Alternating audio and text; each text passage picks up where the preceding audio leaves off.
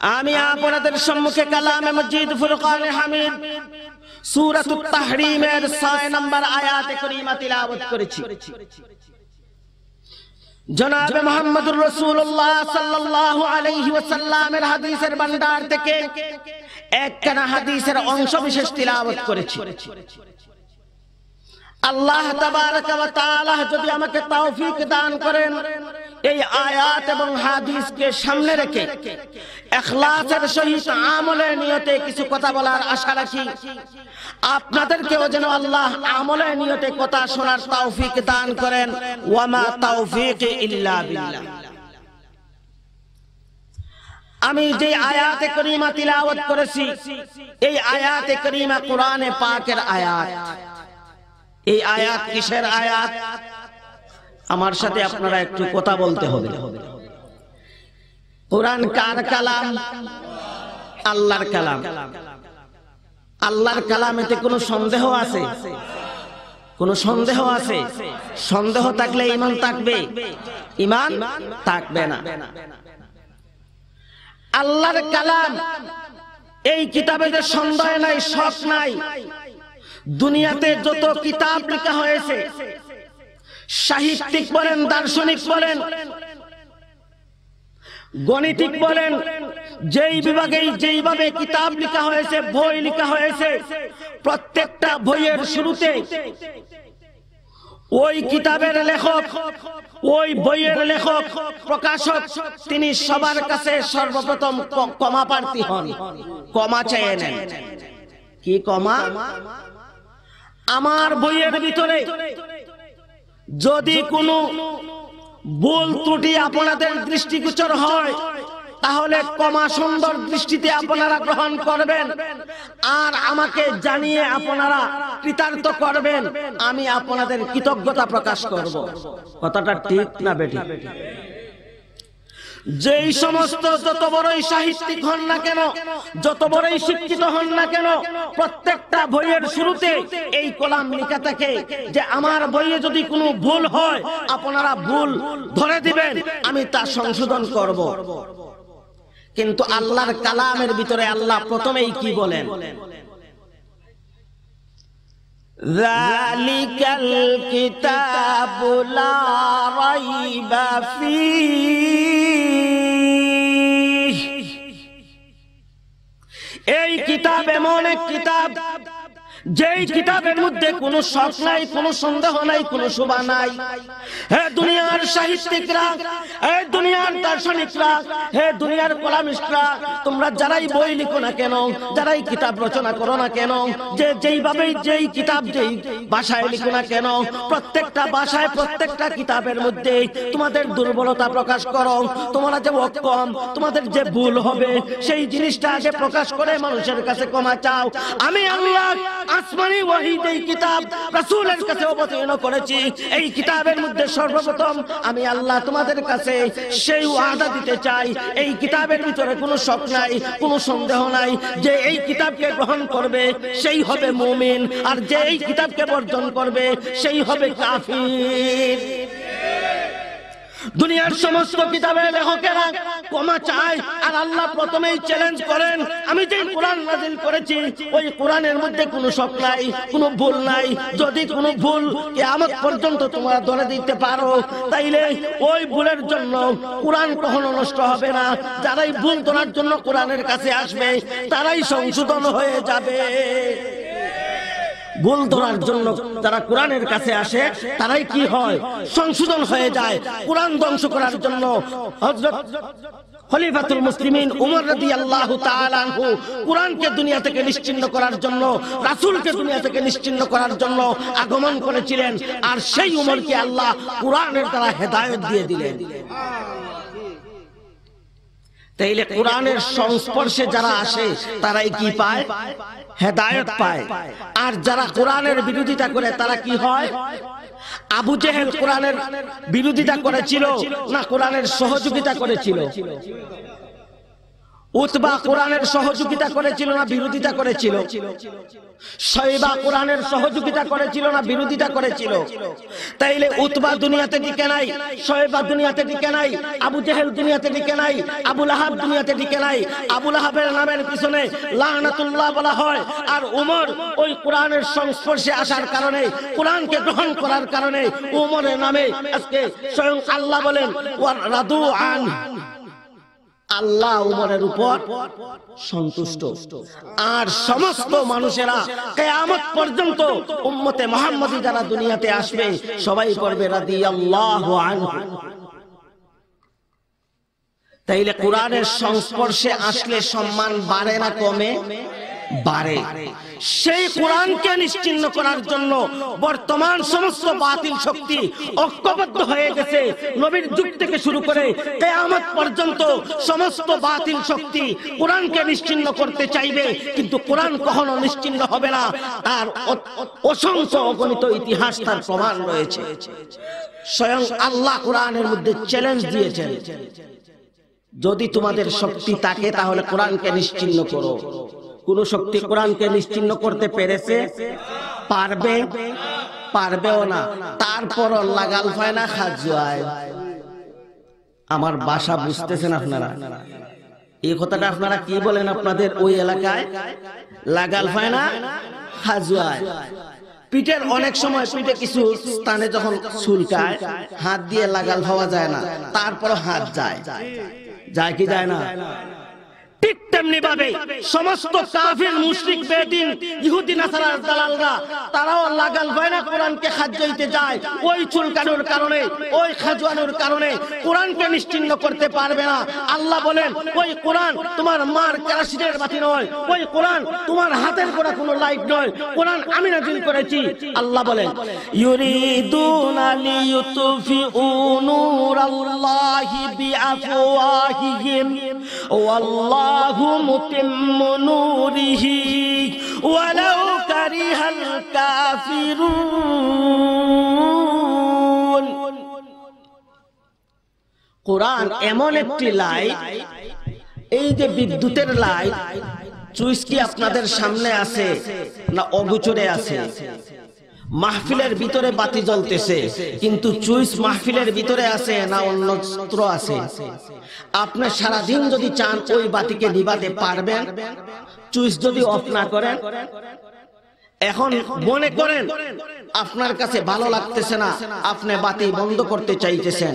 এই বাতি যদি সুইচ অফ না করে বন্ধ করার চেষ্টা করেন, অ্যাক্সিডেন্ট ঘটবে কি ঘটবে না? কেন? ওই বাতির সুইচ বন্ধ না করা পর্যন্ত যদি আপনি বন্ধ করতে চান, তাইলে ওই বাতির দ্বারা আপনার দুর্ঘটনা ঘটতে পারে, অ্যাক্সিডেন্ট ঘটতে পারে। তাইলে ওই বাতিটা কে বানিয়েছে? ওই কারেন্টের বাতি কে আবিষ্কার করেছে? মানুষ। কারেন্টের বাতি কে আবিষ্কার করেছে? মানুষ। মানুষকে মেধা দিয়েছেন আল্লাহ, কিন্তু আবিষ্কার করেছে মানুষ। মানুষকে, মানুষের আবিষ্কৃত বাতিকে যদি তার ফর্মুলা অনুযায়ী, তার সিস্টেম অনুযায়ী সুইচ বন্ধ না করে আপনি বাতিকে নিভাতে চান, তাইলে দুর্ঘটনা ঘটতে পারে, অ্যাক্সিডেন্ট ঘটতে পারে। আল্লাহ বলেন ওই কোরআন হলো আমার কাছ থেকে তোমাদের জন্য লাইট হিসাবে দিয়েছি, ওই কোরআনের বাতি তোমাদের জন্য আলো হিসাবে দিয়েছি, ওই বাতির সুইচ আমার কুদরতি হাতে রেখে দিয়েছি। যদি ওই বাতিকে কেহ ধ্বংস করতে চায়, ওই বাতিকে যদি কেহ বন্ধ করে দিতে চায়, বাতিকে বন্ধ করে দিতে পারবে না। যেই বাতিকে বন্ধ করতে চাইবে সেই ধ্বংস হয়ে যাবে। আল্লাহ অন্য আয়াতে বলেন ইন্না নাহনু নাযালনা যিকর ওয়া ইন্না লাহু লাহাফিজুন।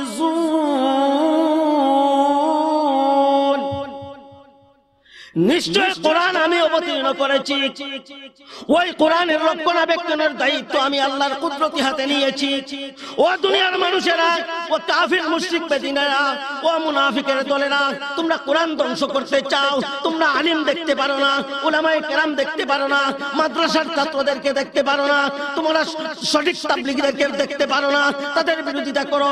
ওদের বিরোধিতা করা মানে কোরআনের বিরোধিতা করা, ওদের বিরোধিতা করা মানে নবীর বিরোধিতা করা, ওদের বিরোধিতা করা মানে আল্লাহর বিরোধিতা করা।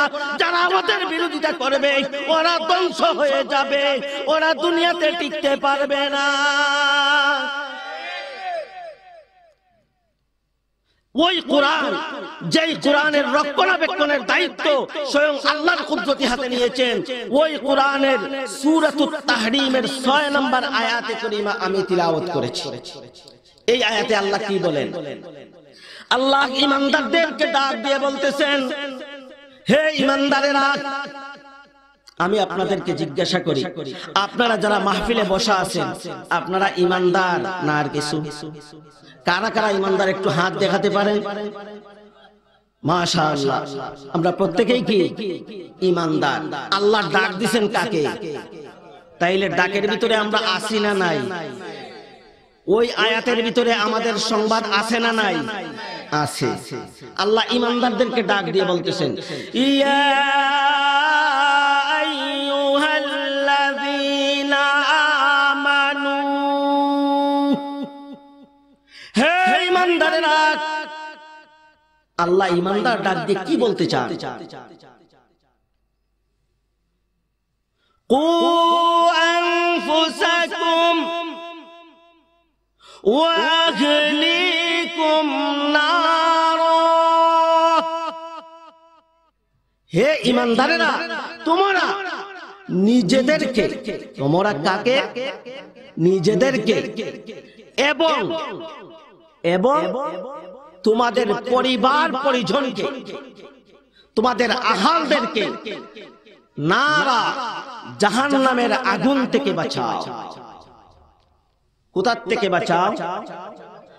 আচ্ছা, আপনাদের কাছে জিজ্ঞাসা করি, প্রত্যেকেরই তো মা বাপ আছেন। হয়তো আপনাদের যারা বৃদ্ধ হয়ে গেছেন তাদের মা বাপ দুনিয়া থেকে বিদায় গ্রহণ করেছেন। মা বাপ সারা দুনিয়াতে আসছেন না মা বাপের মাধ্যমেই আসছেন?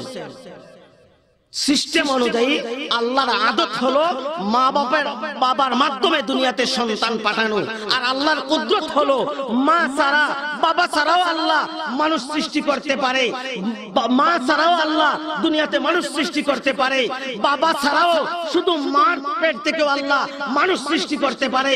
সেই শক্তি, সেই কুদরত আল্লাহর আছে। আদম আলাইহিস সালামের দিকে তাকিয়ে দেখেন, আদম আলাইহিস সালামের মাও নাই, বাবাও নাই। আল্লাহর কুদরত আল্লাহ প্রকাশ করেছেন, মা বাপ ছাড়া আমি যে মানুষ সৃষ্টি করতে পারি সেই শক্তি আমি আল্লাহর আছে। আল্লাহ মা ছাড়া শুধু পুরুষের মাধ্যমে মানুষ সৃষ্টি করতে পারেন। হাওয়া আলাইহিস সালামের দিকে তাকিয়ে দেখেন, আদম আলাইহিস সালাম থেকে হাওয়া আলাইহিস সালামকে সৃষ্টি করেছেন শুধু পুরুষ ছাড়া। মহিলার পেট থেকে আল্লাহ পুরুষ সৃষ্টি করতে পারে, মানুষ সৃষ্টি করতে পারে।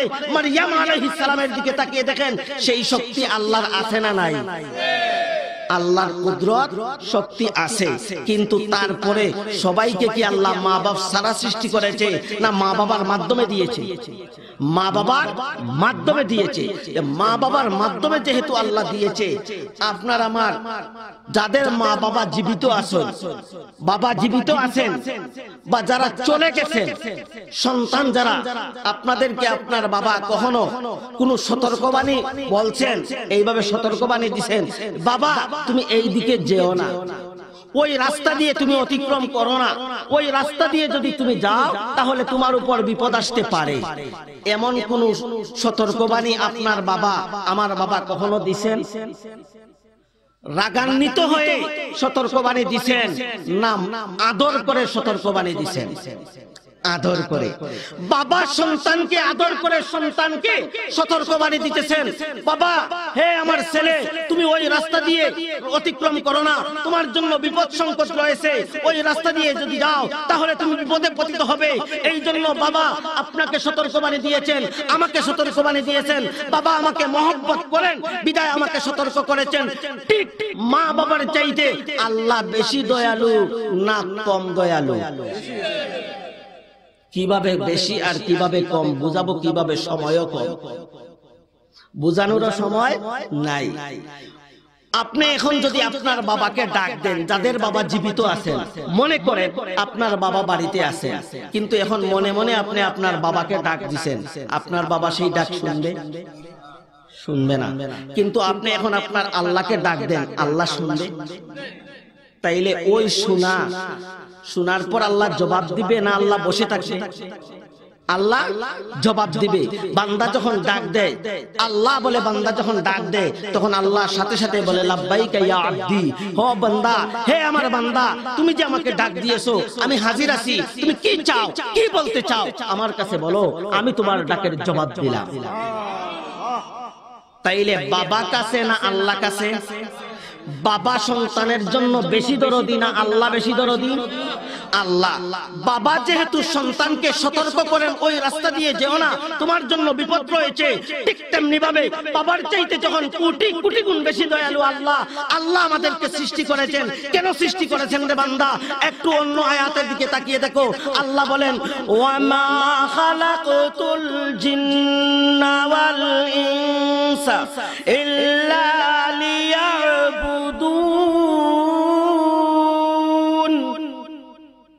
আল্লাহ ডাক দিয়ে বলেন, হে দুনিয়ার মানব জাতি এবং জিন জাতি, আমি তোমাদেরকে সৃষ্টি করেছি আমার দাসত্বের জন্য, আমার গোলামির জন্য।